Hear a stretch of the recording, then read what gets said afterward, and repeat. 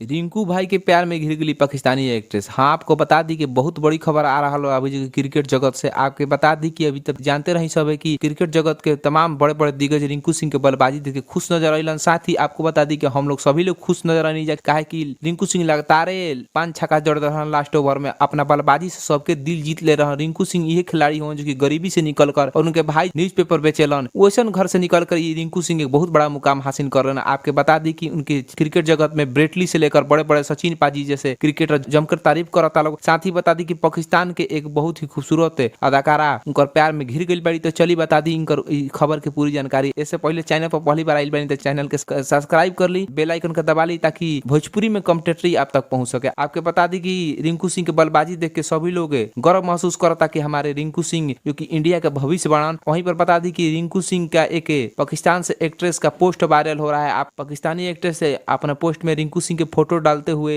दिल का इमोजी डालने बड़ी। तो इस तो बता दी कि खबर आपके जानकर कैसे लागल, कमेंट पर राय दी।